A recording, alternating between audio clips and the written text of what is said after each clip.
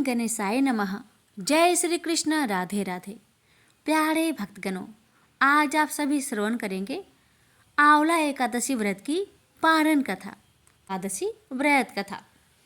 युधिष्ठिर ने कहा, भगवान, सब प्रकार के उपवासों में जो सबसे श्रेष्ठ, महान फल देने वाला और कल्याण का सर्वोत्तम साधन हो, उसका वर्णन करने की कृपा कीजिए।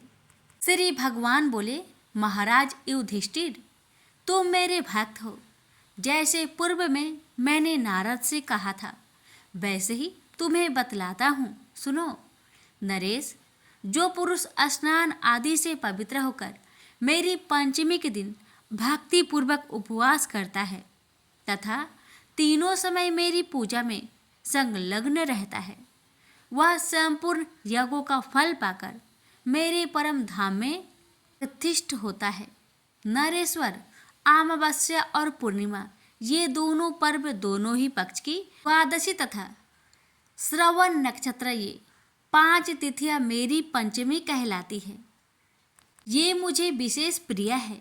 अतः श्रेष्ठ ब्राह्मणों को उचित है कि वे मेरा विशेष प्रिय करने के लिए मुझ में चित्त लगाकर इन तिथियों में उपवास करें। नर श्रेष्ठ, जो सब में उपवास ना कर सके वह केवल द्वादशी को ही उपवास करे।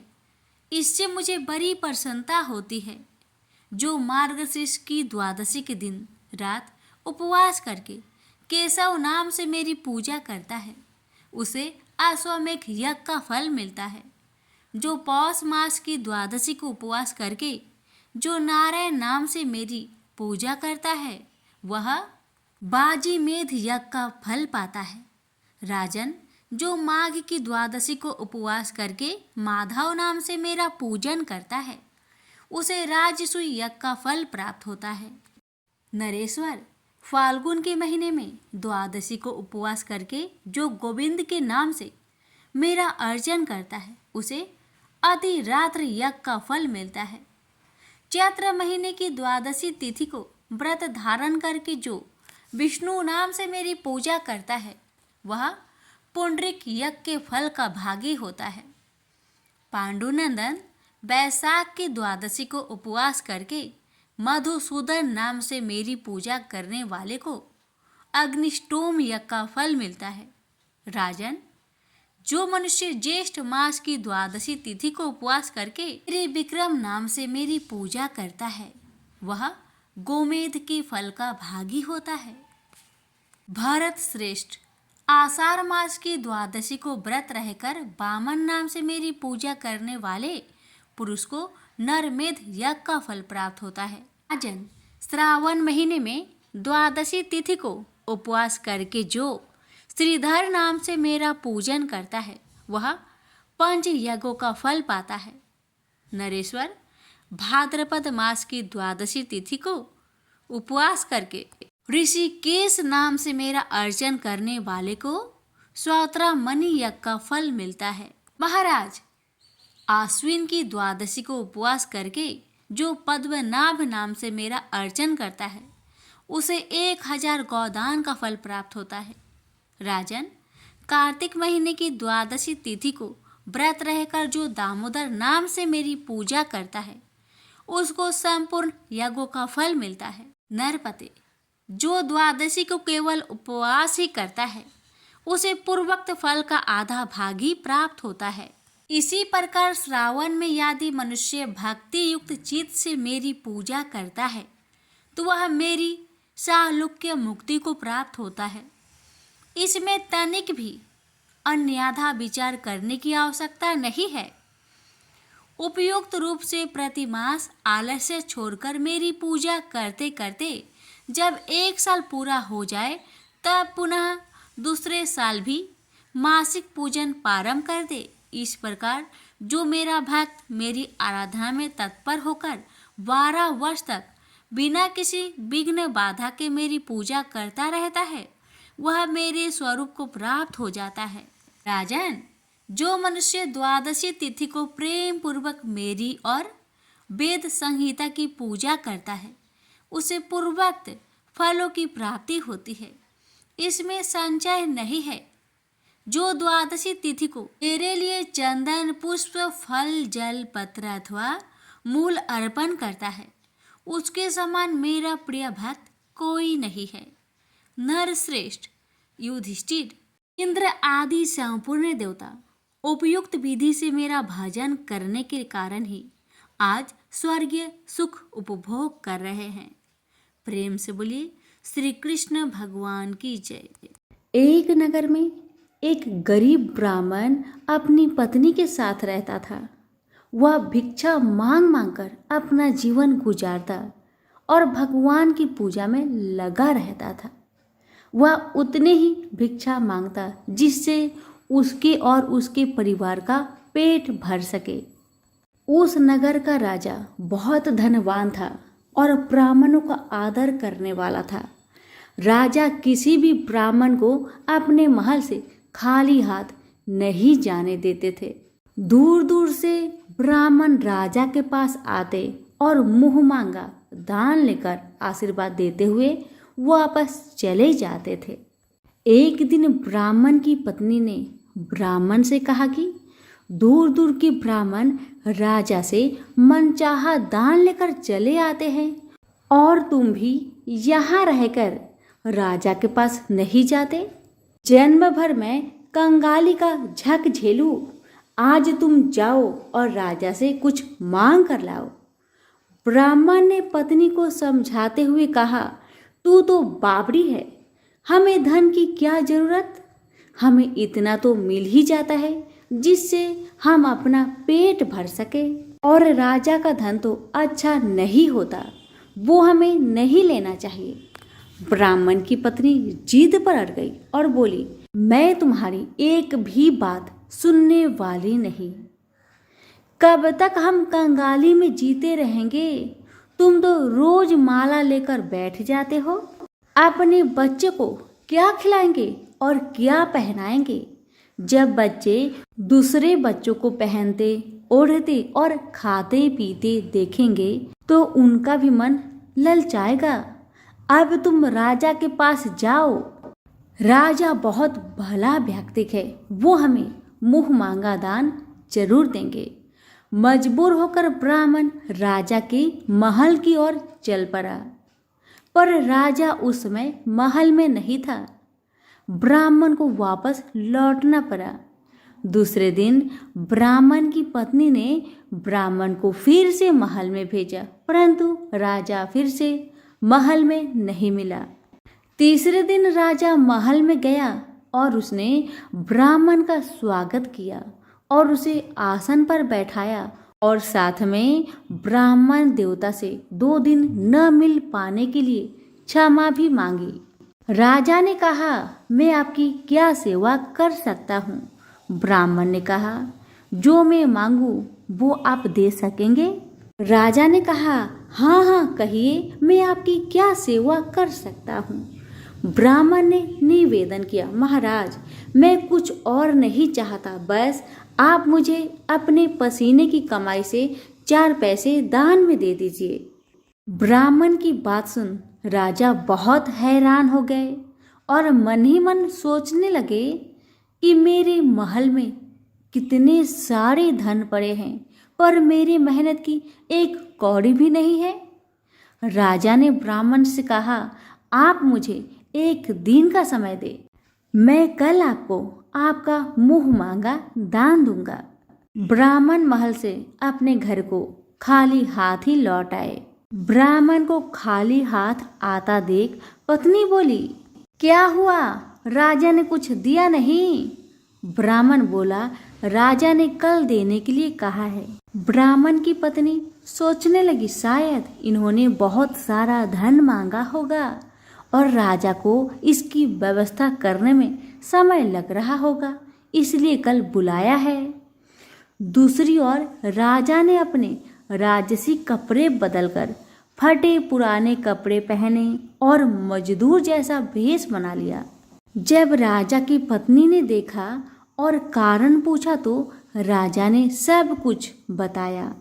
रानी बोली, मैं भी आपके साथ चलूंगी। राजा के हाँ कहने पर रानी भी पुरानी साड़ी पहनकर आ गई।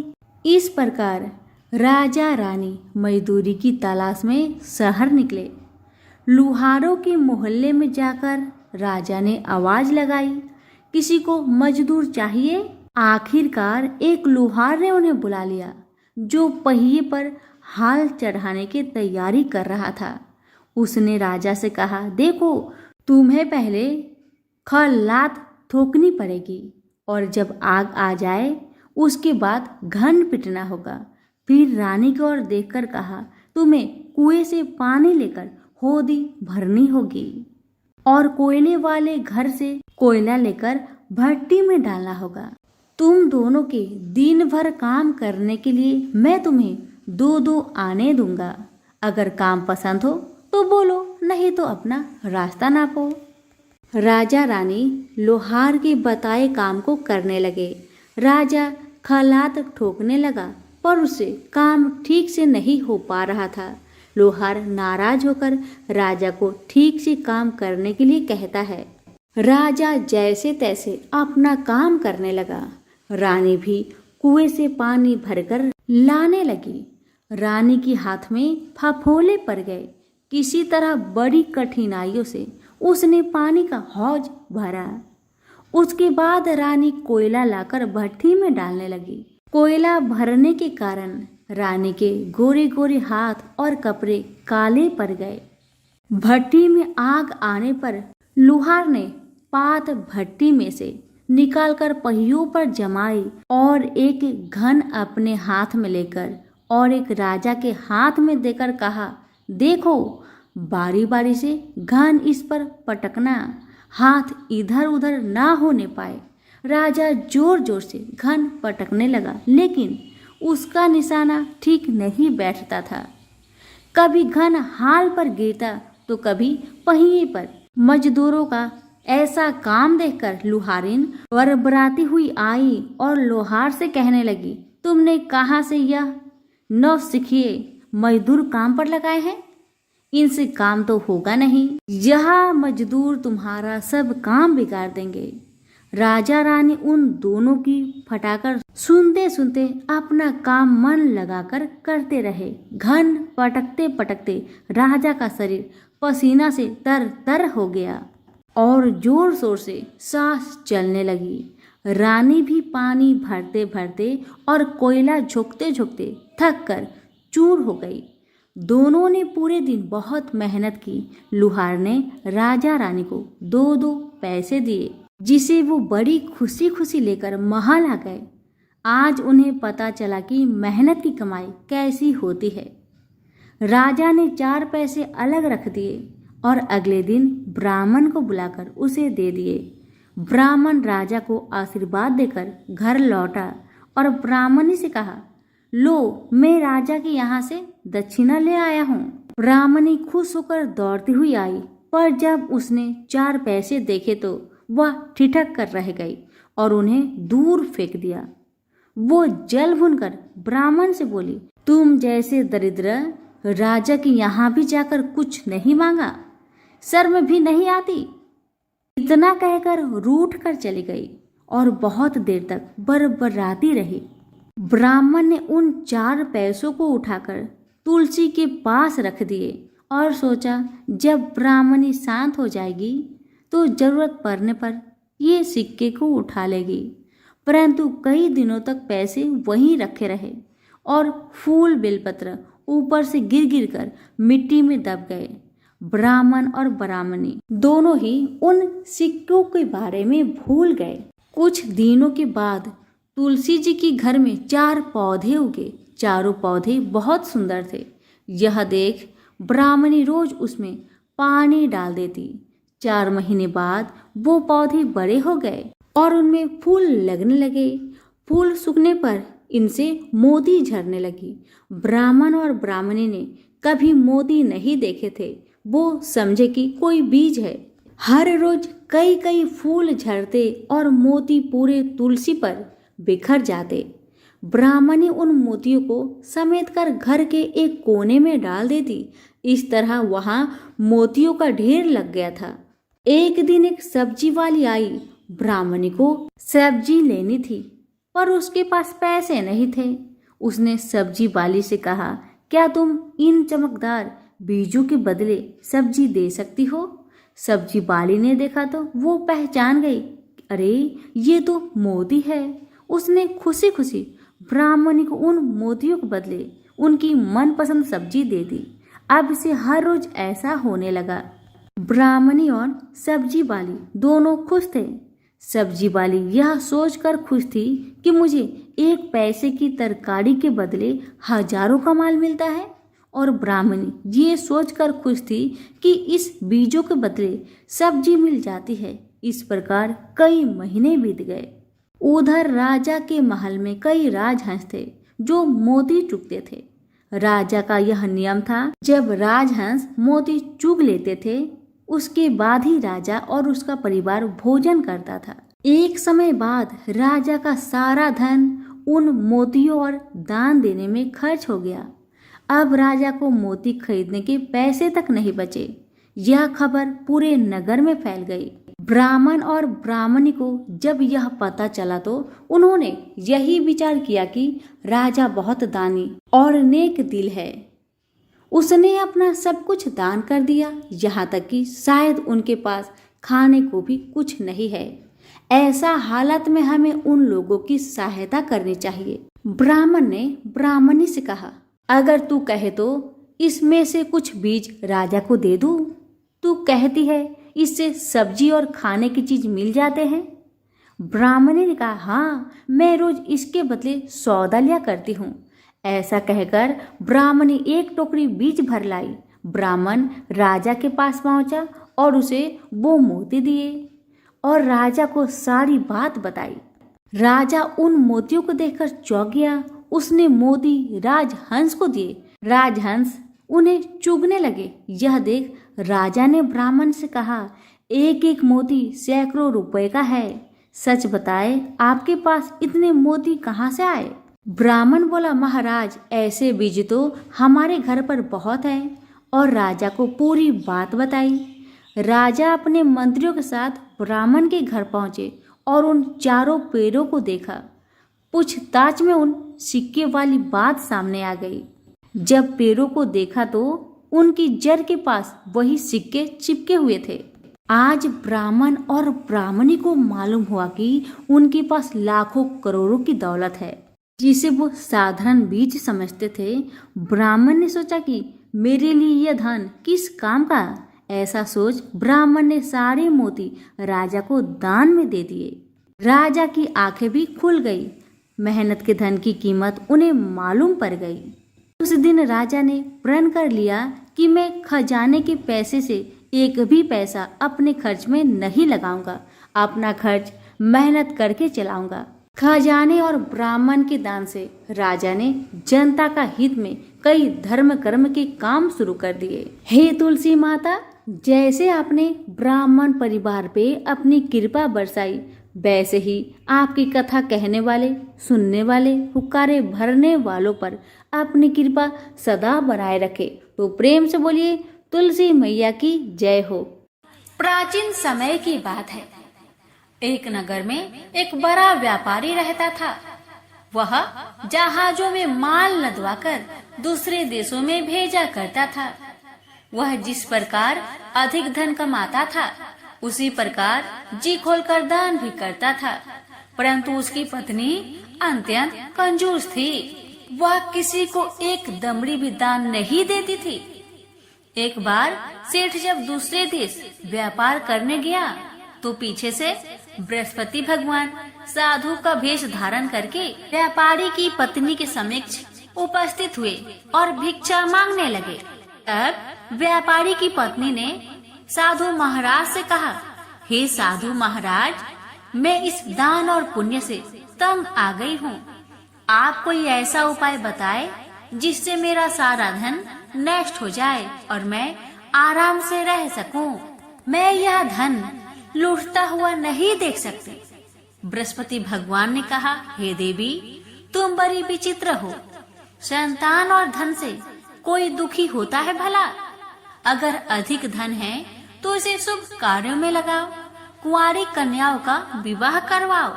विद्यालय और बाग बगीचों का निर्माण कराओ। ऐसे पुण्य कार्य करने से तुम्हारा लोक परलोक सार्थक हो सकता है। परंतु साधु की इन बातों से व्यापारी की पत्नी को खुशी नहीं हुई।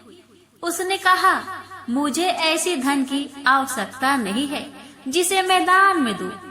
तब बृहस्पति देव बोले, यदि तुम्हारी ऐसी इच्छा है तो तुम एक उपाय करना। 7 बृहस्पतिवार घर को गोबर से लिपना और अपने केसों को पीली मिट्टी से धोना। केसों को धोते समय स्नान भी करना। व्यापारी से हजामत बनाने को कहना। भोजन में मांस मदिरा खाना। कपड़े अपने घर धोना। ऐसा करने से तुम्हारा सारा धन नष्ट हो जाएगा। इतना कहकर बृहस्पति भगवान अंतर ध्यान हो गए। व्यापारी की पत्नी ने बृहस्पति देव के कहे अनुसार 7 बृहस्पतिवार वैसा ही करने का निश्चय किया।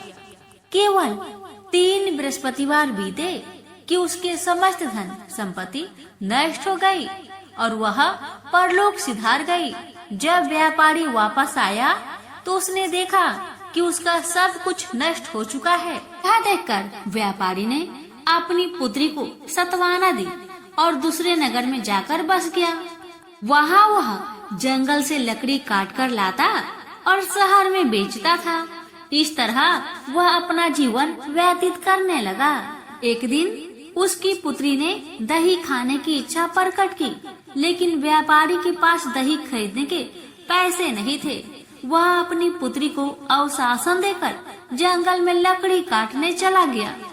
वह एक वृक्ष के नीचे बैठकर अपनी पूर्व दशा पर विचार करके रोने लगा। उस दिन बृहस्पतिवार का दिन था। तभी वहाँ बृहस्पति देव साधु के रूप में सेठ के पास आए और बोले, हे मनुष्य, तू इस जंगल में किस चिंता में बैठा है? तब व्यापारी बोला, हे महाराज, आप सब कुछ जानते हैं। इतना कहकर व्यापारी अपनी कहानी सुनाकर रो पड़ा। बृहस्पति भगवान बोले, देखो बेटा, तुम्हारी पत्नी ने बृहस्पति देव का अपमान किया था, इसी कारण तुम्हारा यह हाल हुआ है। लेकिन अब तुम किसी प्रकार की चिंता मत करो। तुम गुरुवार के दिन बृहस्पति देव का पाठ करो। 2 पैसे के चने और गुड़ को लेकर जल के लोटे में शक्कर डालकर वह अमृत और प्रसाद अपने परिवार के सदस्यों और कथा सुनने वालों को बांट दो। स्वयं भी प्रसाद और चरणामृत लो। भगवान तुम्हारा अवश्य कल्याण करेंगे। साधु की बात सुनकर व्यापारी बोला, महाराज, मुझे तो इतना भी नहीं बचता कि मैं अपनी पुत्री को दही लाकर दे सकूं। इस पर साधु महाराज जी बोले, तुम लकड़ियां शहर में बेचने जाना। तुम्हें लकड़ियों के दाम पहले से चौगुने मिलेंगे, जिससे तुम्हारे सारे कार्य सिद्ध हो जाएंगे।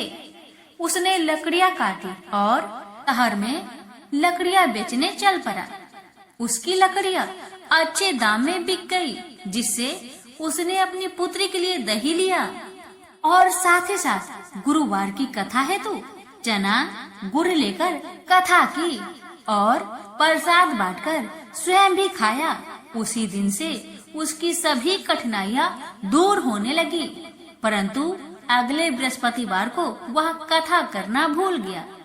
अगले दिन वहाँ के राजा ने एक बड़े यज्ञ का आयोजन कर पूरे नगर के लोगों के लिए भोजन का आयोजन किया।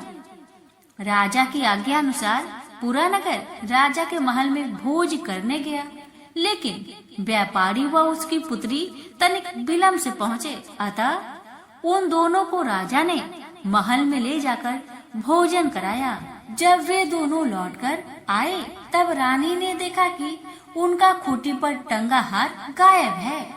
रानी को व्यापारी और उसकी पुत्री पर संदेह हुआ कि उसका हार उन दोनों ने ही चुराया है। रानी ने सारा कहानी राजा को सुनाया। फिर राजा की आज्ञा से उन दोनों को कारावास की कोठरी में कैद कर दिया गया। कैद में पड़कर दोनों अत्यंत दुखी हुए। वहाँ उन्होंने बृहस्पति देवता को याद किया। बृहस्पति देव ने प्रकट होकर व्यापारी को उसकी भूल का आभास कराया और उन्हें सलाह दी कि गुरुवार के दिन कैद खाने के दरवाजे पर तुम्हें 2 पैसे मिलेंगे। उनसे तुम चने और मुनक्का मंगवाकर विधि पूर्वक बृहस्पति देवता का पूजन करो, तुम्हारे सब दुख दूर हो जाएंगे। बृहस्पतिवार को कैद खाने के द्वार पर उन्हें 2 पैसे मिले। बाहर सड़क पर एक स्त्री जा रही थी। व्यापारी ने उसे बुलाकर गुड़ और चने लाने को कहा। इस पर वह स्त्री बोली, मैं अपनी बहू के लिए गहने ले जा रही हूँ, मेरे पास समय नहीं है। इतना कहकर वह आगे चली गई। थोड़ी देर बाद वहाँ से एक और स्त्री निकली। व्यापारी ने उसे बुलाकर कहा कि हे बहन, मुझे बृहस्पतिवार की कथा करनी है, तुम मुझे 2 पैसे का गुड़ और चना लाकर दो। बृहस्पति देव का नाम सुनकर वह स्त्री बोली, भाई मैं तुम्हें अभी गुड़ और चना लाकर देती हूँ। मेरा इकलौता पुत्र मर गया है, मैं उसके लिए कफन लेने जा रही थी, लेकिन मैं पहले तुम्हारा काम करूँगी और उसके बाद मैं अपने पुत्र के लिए कफन लाऊंगी। वह स्त्री बाजार से व्यापारी के लिए गुड़ चना ले आई और स्वयं भी बृहस्पति देव की कथा सुनी। कथा समाप्त होने पर वह स्त्री कफन लेकर अपने घर गई। घर पर लोग उसके पुत्र की लाश को राम नाम सत्य है कहते हुए शमशान ले जाने की तैयारी कर रहे थे। स्त्री बोली, मुझे अपने लड़के का मुख देख लेने दो। अपने पुत्र का मुख देखकर उस स्त्री ने उसके मुंह में प्रसाद और चंद्रामृत डाला। प्रसाद और चंद्रामृत के प्रभाव से वह पुनः जीवित हो गया। पहली स्त्री जिसने बृहस्पति देव का निरादर किया था, वह जब अपने पुत्र की विवाह हेतु पुत्र वधू के लिए गहने लेकर लौटी और जैसे ही उसका पुत्र घोड़ी पर बैठकर निकला, वैसे ही घोड़ी ने ऐसी उछाल मारी कि वह घोड़ी से गिरकर मर गया। जहाँ देख स्त्री रो रो कर बृहस्पति देव से क्षमा याचना करने लगी। उस स्त्री की याचना से बृहस्पति देव साधु के वेश में वहाँ पहुंचकर कहने लगे, देवी तुम्हें अधिक विलाप करने की आवश्यकता नहीं है, यह बृहस्पति देव का अनादर करने का कारण हुआ है। तुम वापस जाकर मेरे भक्त से क्षमा मांगकर कथा सुनो, तब ही तुम्हारी मनोकामना पूर्ण होगी। जेल में जाकर उस स्त्री ने व्यापारी से माफी मांगी और कथा सुनी। कथा के उपरांत वह प्रसाद और चंद्रामृत लेकर अपने घर वापस आई। घर आकर उसने चंद्रामृत अपने मृत पुत्र के मुख में डाला। चंद्रामृत के प्रभाव से उसका पुत्र भी जीवित हो उठा। उसी रात बृहस्पति देव राजा के सपने में आए और बोले, हे राजन, तूने जिस व्यापारी और उसकी पुत्री को जेल में कैद कर रखा है वह बिल्कुल निर्दोष है। तुम्हारी रानी का हार वहीं खूंटी पर टंगा है। दिन निकला तो राजा रानी ने हार पर खूंटी लटका हुआ देखा। राजा ने उस व्यापारी और उसकी पुत्री को रिहा कर दिया और उन्हें आधा राज्य देकर उसकी पुत्री का विवाह उच्च कुल में करवाकर दहेज में हीरे जवाहरात दिए। हे बृहस्पति भगवान, आपकी कथा कहने वाले, सुनने वाले, हुक्कार भरने वाले सभी भक्तों की अपनी सभी मनोकामना को पूर्ण करना। प्रेम से बोलिए बृहस्पति भगवान की जय। आप श्रवण करें बृहस्पतिवार व्रत की आरती। ओम जय बृहस्पति देवा, ओम जय बृहस्पति देवा, जय बृहस्पति देवा। छिन छिन भोग लगाऊं कदली फल मेवा। ओम जय बृहस्पति देवा, तुम पूर्ण परमात्मा, तुम अंतर्यामी, जगत पिता जगदीश्वर, तुम सबके स्वामी। ओम जय बृहस्पति देवा, चंद्रामृत निज निर्मल, सब पातके हरता, सकल मनोरथ दायक, कृपा करो भरता। ओम जय बृहस्पति देवा, जय बृहस्पति देवा। तन मन धन अर्पण करे जो जन शरण परे, प्रभु परकट तब होकर आकर द्वार खरे। ओम जय बृहस्पति देवा, जय बृहस्पति देवा। दीन दयाल दयानिधि, भक्तन हितकारी, पाप दोष सब हरता, भव बंधन हारी। ओम जय बृहस्पति देवा, जय बृहस्पति देवा सकल मनोरथ दायके सब संचय तारो विषय विकार मिटाओ संतन सुखकारी। ओम जय बृहस्पति देवा जय बृहस्पति देवा। जो कोई आरती तेरी प्रेम सहित गावे, जो कोई आरती तेरी प्रेम सहित गावे, ज्येष्ठानंदे बंद सो निश्चय पावे। ओम जय बृहस्पति देवा जय बृहस्पति देवा।